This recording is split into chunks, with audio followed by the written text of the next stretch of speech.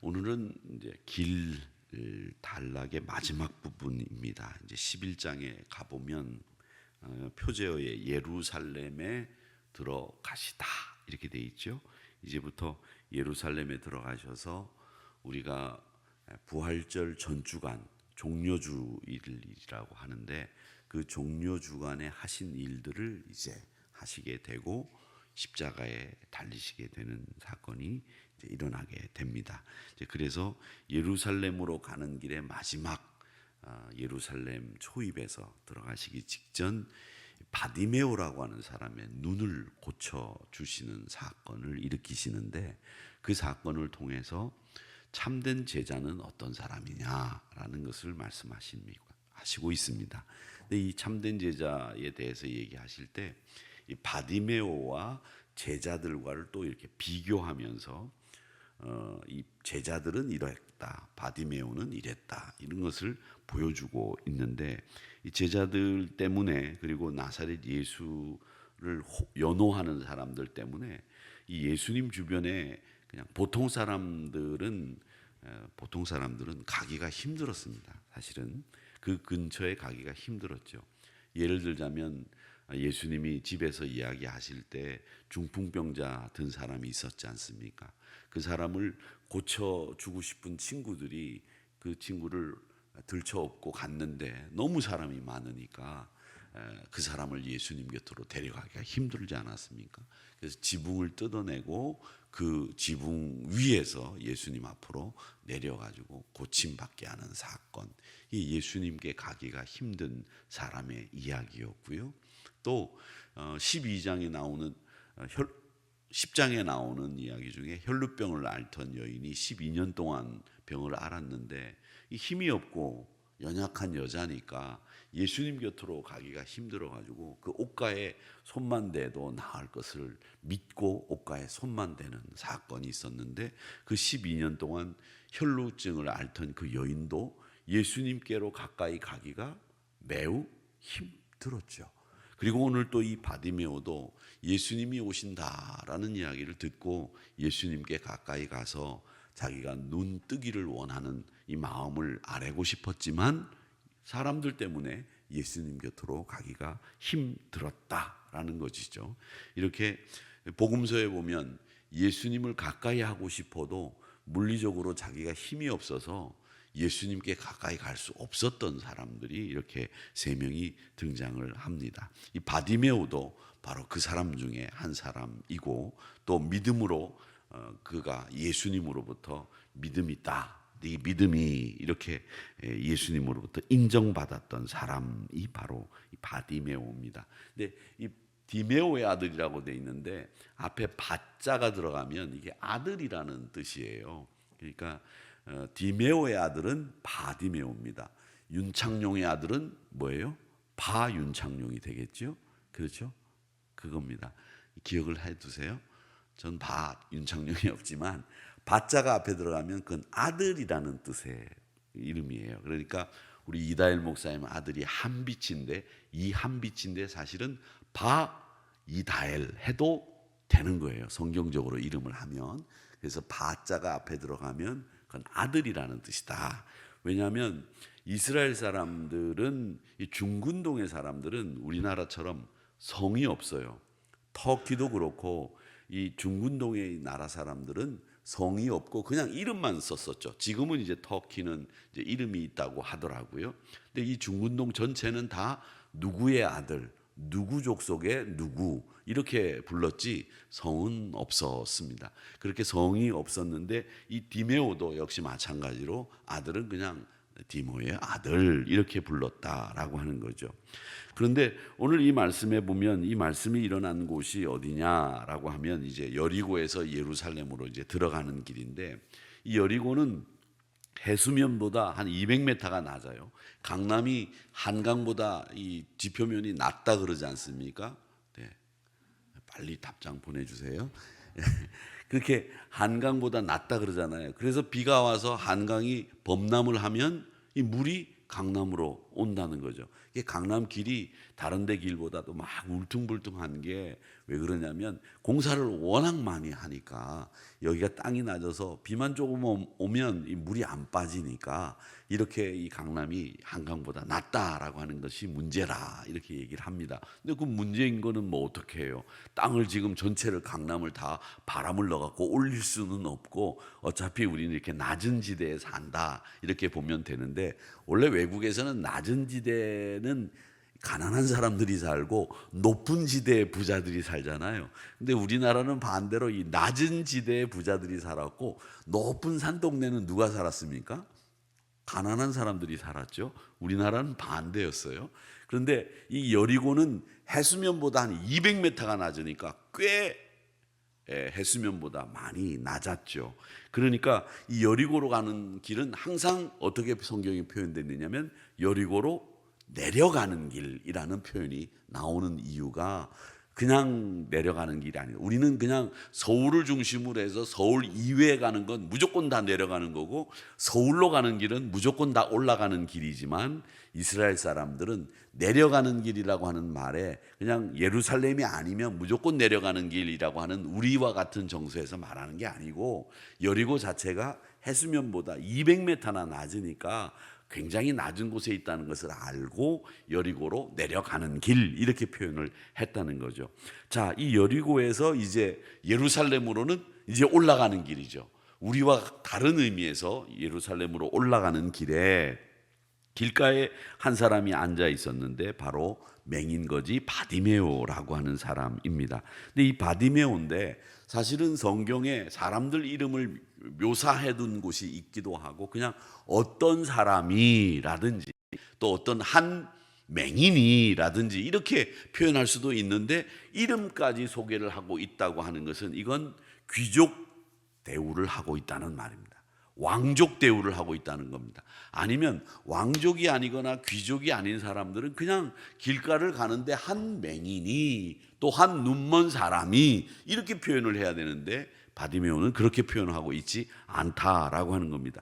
그만큼 바디메오에 대해서 이 마가라고 하는 사람은 성경을 쓰면서 소중한 사람으로 이렇게 여기고 글을 썼다라고 하는 것을 알 수 있죠. 근데 그 바디메오 귀에 나사렛 예수라는 사람이 들리는 겁니다. 근데 이 나사렛 예수라는 말도 아까 말씀드린 것처럼 이스라엘 사람들은 성이 없기 때문에 누구 족속의 아들, 누구의 아들이라고 불렀기 때문에 이 예수라는 이름이 흔했거든요, 사실은.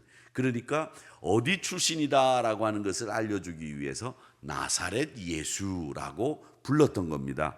자, 그래서 이 나사렛 예수가 왔다, 지나간다 이렇게 얘기를 하니까 이 바디메오가 이 나사렛 예수라는 말을 듣고 뭐라고 얘기를 했느냐, 47절에 나사렛 예수시란 말을 듣고 소리질러 이르되 뭐라고 부릅니까?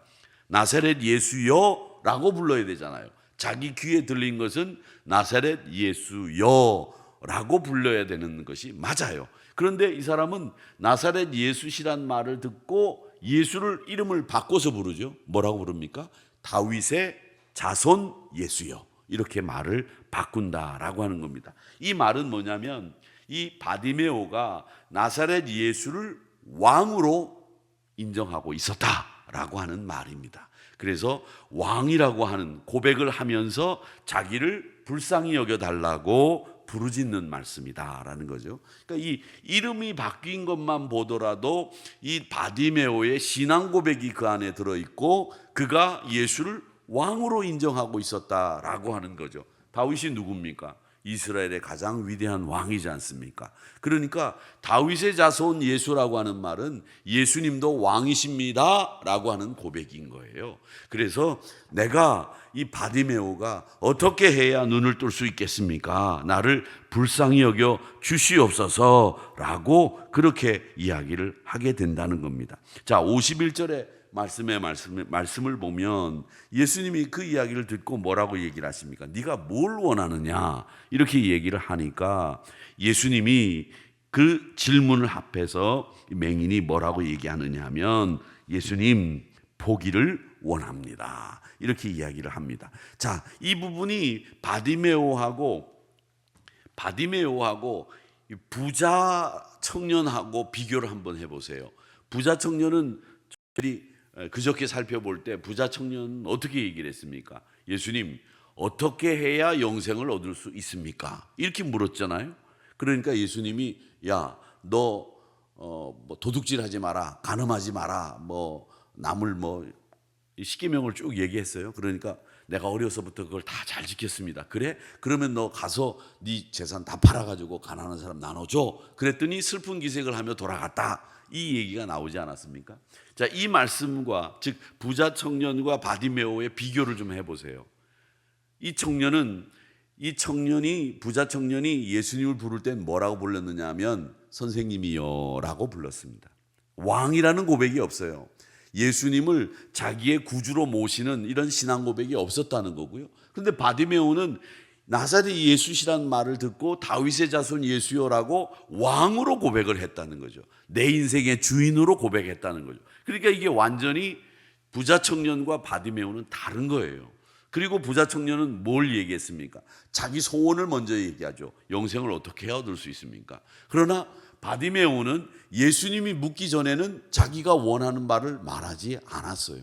예수님이 너 뭐 하기를 원해? 그랬더니 보기 원합니다. 이렇게 이야기를 한단 말이죠. 그러니까 이 제자라고 하는 삶의 모습이 어떤 것이 진짜고 어떤 것이 참 제자도의 길이냐라고 하는 것을 우리에게 보여주고 있다라는 겁니다. 자기는 구원의 가능성 없습니다. 나는 눈뜨기 어렵습니다. 이걸 바디메오는 알고 있었어요. 그러나 부자 청년은 뭘 알고 있었느냐면 나 영생 당연히 얻는 사람인데 네가 아는 영생의 방법과 내가 지금까지 지킨 영생의 방법이 뭐가 다른지 한번 얘기해봐. 이 꼴이었거든요. 부자 청년은. 그런데 예수님이 너 십계명 다 지키고 율법을 다 지켰냐? 예, 어려서부터 다 지켰습니다. 그래? 그러면 너 가난한 자들에게 네 거 팔아가지고 나눠줘. 그랬더니 그건 못하겠다는 거죠.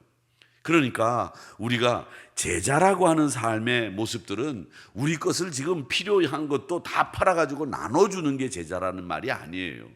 옛날 그 수도사들처럼 혹은 사막의 교부들처럼 여러분 집 팔고 땅 팔고 다 버리고 산으로 들어가라는 얘기가 아닙니다. 제자라고 하는 삶의 모습은 뭐냐면 낮은 자리에서 자기를 비천하게 여길 줄 아는 자세가 필요하고 나는 당연하다라고 하는 생각을 버린 사람이 제자인 거예요.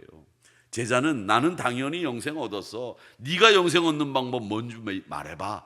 그리고 그 영생 얻는 방법도 내가 한번 생각해 볼게. 이게 제자가 아니라는 거죠. 나는 영생 얻을 수 있는 자격도 없는 사람입니다. 그런데 예수님 저에게 영생을 저에게 앞을 보여줄 수 있게 하시고 얻게 해주세요. 이렇게 말하는 것이 제자의 참 삶이다 라고 하는 것을 우리에게 이야기하고 있는 겁니다. 하나님 나라에서 진정으로 존귀한 사람들은 바로 그런 사람들이라고 하는 거죠. 자, 그 다음에 오늘 여기 말씀을 보십시오. 49절 말씀을 보면 이렇게 되어 있습니다. 예수께서 머물러 서서 그를 부르라 하시니 그들이 그 맹인을 부르며, 이렇게 부르며라고 하는 말이 두 번 나왔어요. 그 두 번 나온 것을 끝났냐면 아니에요. 두 번 나온 것을 끝나지 않지요. 안심하고 일어나 그가 너를 부르신다 하매, 이 49절 말씀에 부른다는 말이 몇 번이 나옵니까? 그를 부르라, 맹인을 부르며 너를 부르신다, 세 번 나오죠.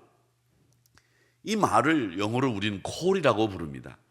이 세 번 나오는 이 부르라라고 하는 이 단어가 뭘 의미하는지 우리는 금방 눈치채셨을 겁니다. 바로 제자는 주님의 부름 앞에 응대한 사람들이 제자인 겁니다. 그러니까 부름이 있었던 사람들인 거죠.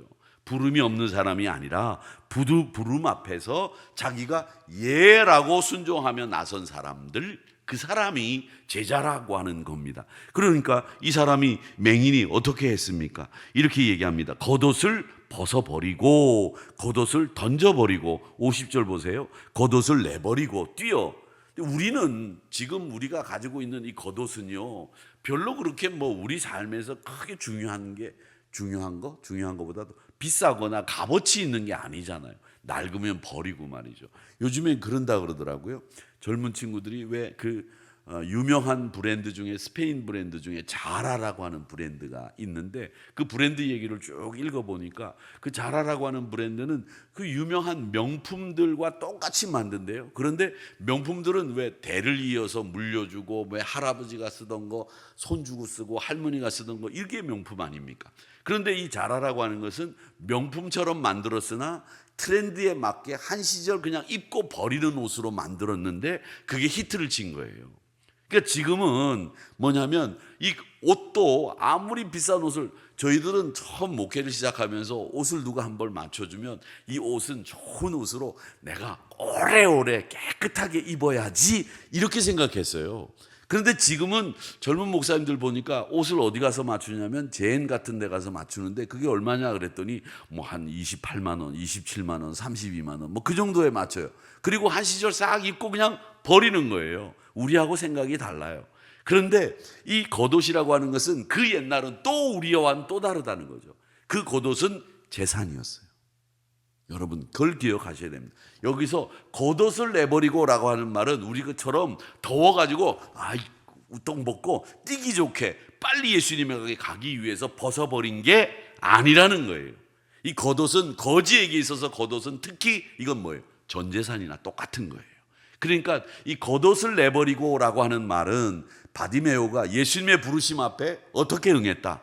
내 모든 것을 내려놨다. 비록 거지라서 뭐 버릴 것도 별로 없었을 거예요. 그런데 거지인 그도 자기 전 재산이나 다름없는 겉옷을 내버리고 예수님께로 갔다라고 하는 겁니다.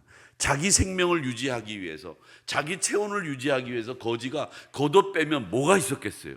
그런데 그것마저도 버리고라고 하는 말은 생명도 아까웠지 않다라는 생각을 가지고 예수님 앞에 갔다라고 하는 거죠. 그러니까 여러분 이렇게 해서 예수님에게 가서 눈을 뜨게 됐다라고 하는 말인데, 이 눈을 떴다는 말은 늘 우리가 영적인 해석을 할 때 우리가 보지 못하는 것을 보게 됐다라고 하는 이야기를 한다라고 말씀을 드렸죠. 그러니까 자기의 영적인 무지를 떨쳐냈다는 거예요. 자기 겉옷마저도 버리고 영적인 무지를 떨쳐버리고 하나님의 성전에 들어갈 수 있는 거룩한 사람으로 변모됐다라고 하는 이야기를 하고 있는 겁니다. 자, 그리고 난 뒤에 뭐라고 돼 있느냐? 52절 보세요. 예수님이 이르시되 가라, 내 믿음이 너를 구원하였느니라, 이렇게 말씀하셨어요. 즉 믿음으로 말미암아 눈을 뜨게 됐다라고 하는 이야기. 제자들에게 있어서 가장 소중한 것은 뭐냐? 그 부르심 앞에 내가 믿음으로 순종하는 거다라고 하는 것을 가르치고 있는 말씀이고, 그리고 또 하나 더 이어서 우리가 생각해 볼 것은 그가 보게 되니까 어떻게 됐습니까? 보게 되어 예수를 길에서 따르니라 라고 말씀을 하고 있는 겁니다.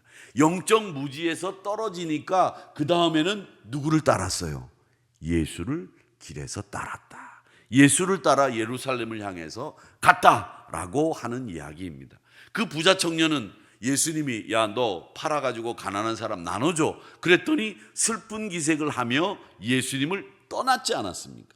그런데 이 사람은 곧 보게 되어 예수님을 길에서 따랐다라는 거죠. 그러니까 여러분 참 제자라고 하는 사람의 모습은 뭔지 우리가 베드로, 야고보, 요한을 통해서 이 바디메오를 비교하게 되고, 어떤 방해도 받지 않고 예수님의 도우심만 바라면서 자기의 생명과 같은 겉옷을 내어버리고 그 길에서 예수님을 따르는 사람, 그 사람이 바로 제자다라고 하는 것을 오늘 이 말씀에서는 이 바디메오를 통해서 우리에게 이야기하고 있는 겁니다. 예수를 길에서 따랐다. 내가 보기를 원합니다 라고 예수님의 질문 앞에 대답하는 이런 모습들을 보면서 바디메오가 어떤 사람이었고 그 사람을 통해서 제자는 어떤 사람이 되어야 되는지 우리가 오늘 배우게 되는 겁니다. 우리는 예수님의 제자라고 하지 않습니까? 예수님의 제자라고 한다면 이 바디메오가 예수님 앞에 보여주었던 행동들을 우리는 잘 기억하고 그 행동들을 우리는 유형은 다르지만 그와 똑같은 마음가짐으로 예수님을 따르는 이런 자세가 우리에게 필요하겠다, 이렇게 생각을 하면서 이 바디메오와 같은 참 제자의 길을 걸어가시는 저와 여러분이 되시기를 주님의 이름으로 축복합니다.